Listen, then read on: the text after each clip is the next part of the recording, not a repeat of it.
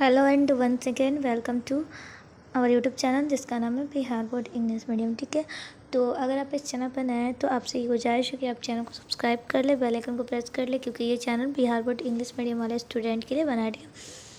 और दूसरी चीज़ कि जैसा कि अगर आप चैनल पर पुराने हैं, ये चैप्टर पढ़ रहे हैं, तो आपको पता होगा कि जियोग्राफी का हमने चैप्टर 1 स्टार्ट किया था, जिसमें अलग अलग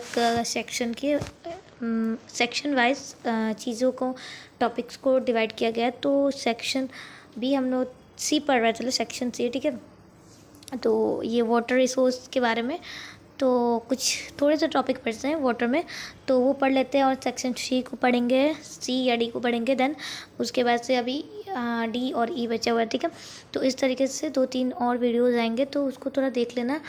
ये चैप्टर ज़्यादा लॉन्ग है और ज़्यादा सेक्शन में भी डिवाइड है, तो इसी वजह से थोड़ा सा टाइम लग जाता है। ठीक है, तो घबराना मत, थोड़ा सा मतलब अच्छे से पढ़ लेना, थोड़ी बहुत चीज़ों को माइंड में रखना जो इम्पोर्टेंट पॉइंट हो। ऐसा नहीं कि पूरे चैप्टर को ही माइंड में रखना, थोड़ी थोड़ी चीज़ों को, इम्पोर्टेंट पॉइंट को माइंड में रखना। ठीक है, अब चलो स्टार्ट करते हैं हम लोग। ठीक है, तो you might have experience that limited supply of water resource, rapid increase of population and looking at the end of need of the time conservation and management of water resources is unavoidable, so that healthy life, food protection, employment practice can be insecure and maintenance of inherent changes can be checked। तो आपने भी बहुत से experience किया होगा कि जो supply होता है वाटर रिसोर्स का एक लिमिटेड होता है। ठीक है, लिमिट में रहता है, और इसकी या तो पॉपुलेशन अगर बढ़ रही है या उसकी अगर नीड के साथ टाइमिंग अगर देखा जाए तो वो बढ़ती हैं। तो सारी चीज़ों को कंजर्वेशन या मैनेजमेंट करने के लिए, ये चीज़ों को हम लोग हेल्दी लेने के लिए अनअवॉइड नहीं कर सकते हैं लोग लाइफ के लिए, या फूड प्रोडक्शन हुआ, एम्प्लॉयमेंट हुआ, ये सारी चीज़ों को हम लोग को क्या करना चाहिए, इनसिक्योर करना चाहिए और मिनिमाइज़ करना चाहिए। इन चीज़ों को हरदम चेक करना चाहिए। ठीक है, for the eradication of scarcity of the water resources और वाटर क्राइसिस, जब इरिडेक्शंस होते हैं सिक्रिसिटी की, वाटर के क्राइसिस होते हैं, कमी होती है जो वाटर रिसोर्सेज में, ये सारी चीज़ें गवर्नमेंट इंडिया के जो एक पॉलिसी बनाती है, नेशनल वाटर पॉलिसी 1987 सितंबर में। ठीक है, जो कि एक पास करती है कि उस टाइम में क्या था कि जो सारे प्रॉब्लम थे उनके एक सेवरल इमरजेंस बनाया जाता है, जिनका नाम नेशनल वाटर पॉलिसी 2002 में दिया जाता है, जिसको रिप्रेजेंट किया जाता है कब, तो किस तरीके से प्रेजेंट किया जाता है, तो वाटर को कंजर्वेशन के रूप में करना है, तो उसके अंडर में ये सारी चीज़ें बताई जा रही थी। ठीक है, तो गवर्नमेंट जो प्रिंसिपल थी और ये प्लान बनाया गया था, ये कुछ रूल्स के हिसाब से बनाया गया था। सबसे पहले आता है कि हम लोग को किस तरीके से वाटर की एबिलिटी को मेंटेन रखना है। ठीक है, और वाटर को किस तरीके से हमें सेव करना है, बचाना है कि वो पॉल्यूट ना हो। ठीक है, गंदा ना हो, पॉल्यूशन में ना जाए, पॉल्यूट ना हो। ठीक है, टू रिसाइकल मतलब कि दोबारा से हम लोग क्या करें कि वाटर जो पॉल्यूट होते हैं उनको दोबारा से हम लोग क्लीन कर सकें। ठीक है, तो ये सारी जो कंटेक्ट हमने बताई थी वो कंजर्वेशन मेथड से, तो वो सक्सेसफुल होती हैं ये सारी मेथड से। ठीक है, तो recharge of the underground water, ठीक है, फॉर्मर जो अंडरग्राउंड वाटर है, ठीक है, उनको रिचार्ज करेंगे, उसके बारे में पढ़ते हैं कि रिचार्ज ऑफ अंडरग्राउंड वाटर क्या है। ठीक है, तो फॉर्मर प्रेसिडेंट कौन है, अब्दुल कलाम, यानी APJ अब्दुल कलाम। ठीक है, उन्होंने स्ट्रेट जो रिचार्ज अंडरग्राउंड के वाटर अफेयर में, उन्होंने एक इस तरीके से उसे लिया वाटर मिशन के रूप में। ठीक है, जो सफिशिएंट वाटर थे उन्हें एग्रीकल्चर फील्ड या विलेजेस या सिटीज़ इंडस्ट्रीज़ में ये सारी चीज़ें एक्टिविटीज़ में उन्होंने वाटर का रिसोर्सेज कराया, मतलब कि यूजेस कराया, जैसे प्लांटेशन ऑफ ट्रीज़ हो गया, या ऑर्गेनिक फर्टिलाइजर का यूज़ हो गया, कंजर्वेशन ऑफ वेटलैंड्स हो गए, रेन वाटर हार्वेस्टिंग हो गया, प्यूरिफिकेशन, ये सारी चीज़ों के लिए उन्होंने क्या किया, रिसाइकल ऑफ ड्रेनेज वाटर का यूज़ करने को कहा। ठीक है, देन आता है हमारे पास watershed management. Watershed जो मैनेजमेंट है उसके बारे में कुछ चीज़ें जानते हैं। यूटिलाइजिंग रनिंग वाटर और waterlogged area, production of orchard plantation, water harvesting and agriculture productivity can be increase and drinking water can be supplied through this. The need is to implement this management in a smaller unit. तो जो utilising water की चीज़ें हैं running की जा रही थी, या वाटर लोगाइट चीज़ें हो रही थी एरिया के, उस प्रोडक्शन के हिसाब से जो प्लांटेशन होगा, या तो वाटर हार्वेस्टिंग या एग्रीकल्चर प्रोडक्टिविटी, ये सारी चीज़ें क्या हो रही थी, बढ़ रही थी, या पानी के पीने के लिए भी जो चीज़ें सप्लाई हुई थी उनके थ्रू चीज़ें कराई जाती थी। ठीक है, जो इसका नीड था वो क्या था, एम्प्लॉयमेंट, इस चीज़ को, इस मैनेजमेंट को एक छोटे से यूनिट के हिसाब से उसके एम्प्लॉयड मतलब कि डाला गया था। ठीक है, आगे बात करते हैं टेक्निकल डेवलपमेंट में।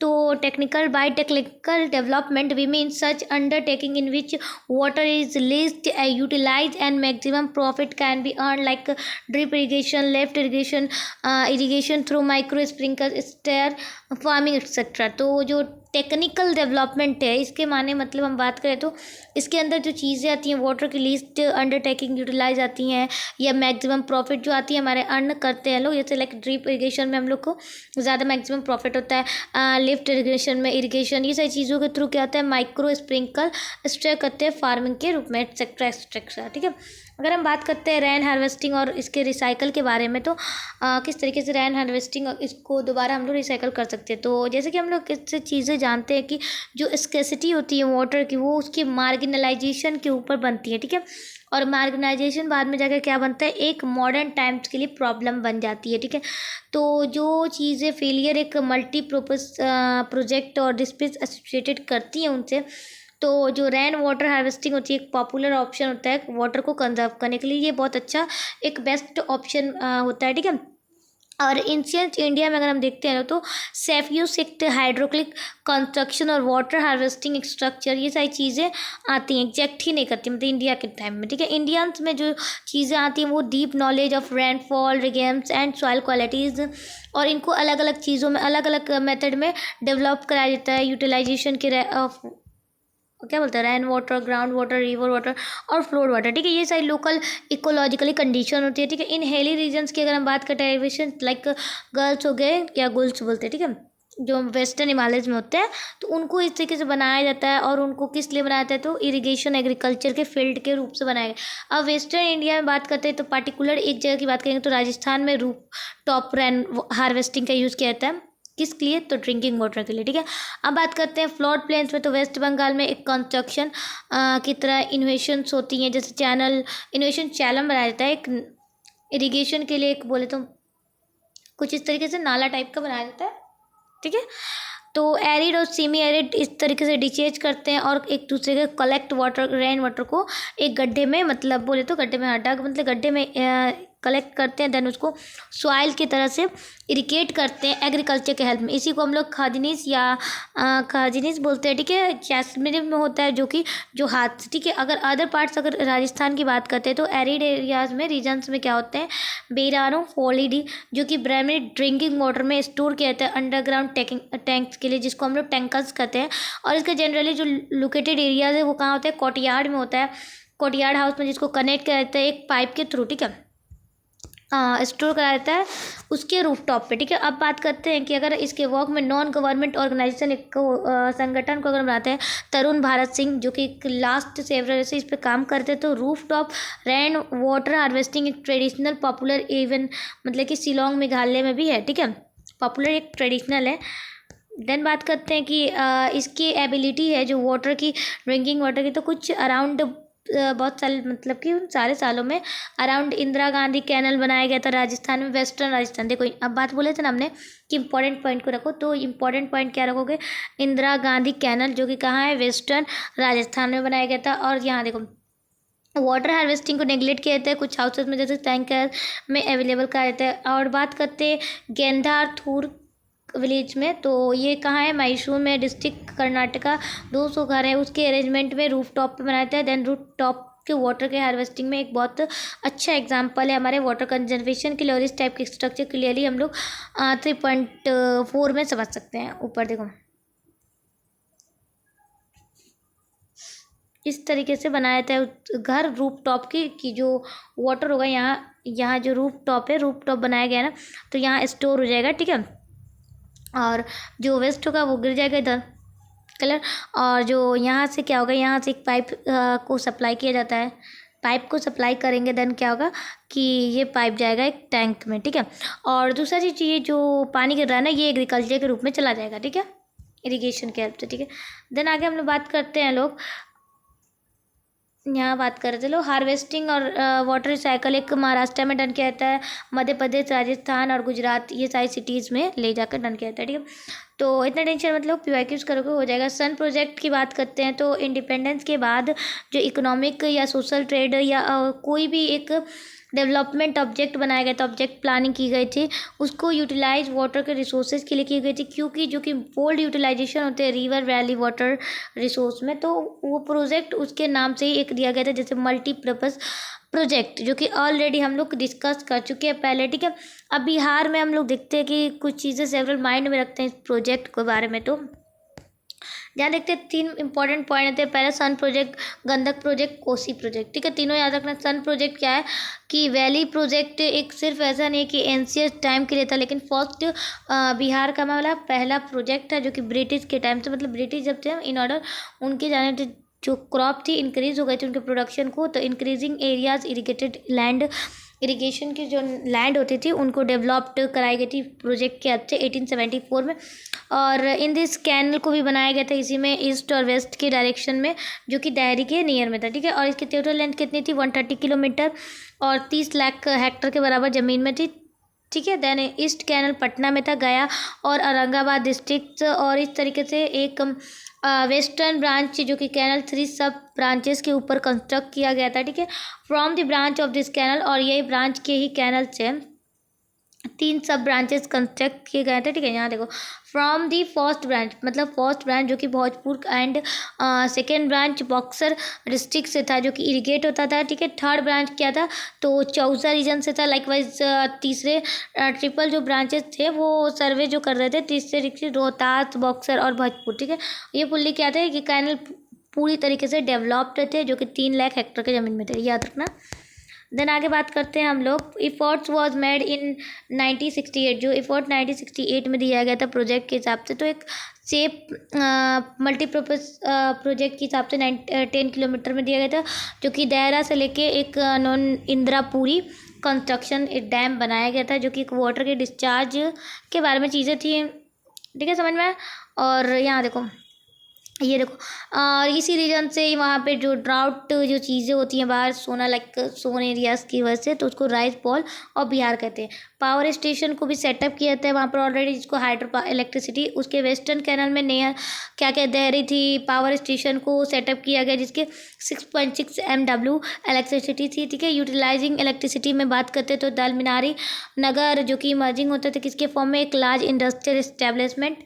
और इसके पार्ट में अगर हम बात करते हैं ईस्टर्न ब्रांच की, तो कैनल बनाए गए थे जिसको बरौना के नाम से जानते हैं, जिसके पावर सेंटर में एक सेटअप किया था 3.3 MW इलेक्ट्रिसिटी जो कि प्रोड्यूस वहीं से होता है, ठीक है, कराया जाता है। देन आगे बात करते हैं जो कैनल था प्रोजेक्ट वो पूरी तरीके से रिजिवेंटेड था, उत्तर प्रदेश गवर्नमेंट यूटिलाइज करते हैं कुछ इसी तरीके से, ठीक है। और जो गवर्नमेंट था वो बहुत ज़्यादा इनोवेटिव प्रोजेक्टिव सॉल्यूशंस के साथ प्रॉब्लम को डायलेक्ट करता था। देन आगे बात करते हैं कि बिहार के रिवीजन्स के पहले यानी बंटवारे से पहले जो इंदिरापुरी रिजर्वर प्रोजेक्ट थी उसको हम लोग गदवान रिजर्वर प्रोजेक्ट के नाम से जानते थे, जिसके डेवलपमेंट के बाद कंस्ट्रक्शन किया गया, एक डैम को प्रपोज किया गया, मतलब बनाया गया। और जो कंस्ट्रक्शन हुआ था इस डैम में तो उसकी स्टेबिलिटी क्या थी, तो इरीगेशन की फैसिलिटी को देती थी जो सन प्रोजेक्ट में आता है। और इसकी प्रोडक्शन में कितनी थी तो 450 MW ऑफ इलेक्ट्रिसिटी के से इसका मतलब प्रोडक्शन होता था, ठीक है। और इस सोच के लेज में जो कंट्री थे 3 कंट्रीज थे जिनका म्यूचुअल एग्रीमेंट कौन कौन था, तो बिहार झारखंड, ओके, और बिहार झारखंड उत्तर प्रदेश इसके साथ मतलब था, ठीक है। और डिपार्टमेंट ऑफ बिहार की बात करते हैं हम लोग या गवर्नमेंट ऑफ बिहार वो कंडीशनली परमिशन देता है national hydro power corporation NHP को एक प्रोजेक्ट के हिसाब से एक कम्प्लीमेंट की तरह देता है, ठीक है। इस NHP में क्या बनाया गया था, एक कंस्ट्रक्ट किया गया था डैम को बनाया गया था उनके पॉइंट ऑफ व्यू से, हाइड्रो इलेक्ट्रिक प्रोडक्शन और डिपार्टमेंट ऑफ वाटर रिसोर्स के पॉइंट ऑफ व्यू से बनाया गया था, ठीक है। जो कि एक उसके हिसाब से क्या था वो ऑपरेट क्या करेगा, उसके रिक्वायरमेंट कितनी हो रही है कैनल सिस्टम में इरिगेशनल पर्पज से उसके लिए, ठीक है। जो NHPSC था NHPC वो इस एग्रीमेंट के कंसर्न में स्टेट्स और सेंट्रल वाटर को कमीशन को देता था, ठीक है, अप्रूवल कराता था। देन अगर बात करते हैं मैनेजमेंट वर्क में, तो इस प्रोजेक्ट में जो बिहार हाइड्रो इलेक्ट्रिसिटी थी वो मतलब प्रोग्रेस में ही था, ठीक है। अपार्ट अगर हम बात करते हैं कुछ रिवर वैली की, तो इस प्रोजेक्ट में बहुत से एक पर्पस आए, ठीक है, प्रपोज किया गया बिहार के लिए जो कि डेवलप्ड की ज़रूरत थी। हमारे Durgavati reserve project, Uparkul reserve project, Bagmati project, ये सारी चीज़ें हमारे बिहार के लिए प्रपोज किया गया था कि बनाने के लिए, ठीक है। सिग्निफिकेंट आगे बात है, कुछ क्वेश्चंस हैं इस सेक्शन के हिसाब से, तो सेक्शन के हिसाब से तो सेक्शन बी था, सीधा देखते हैं क्या था।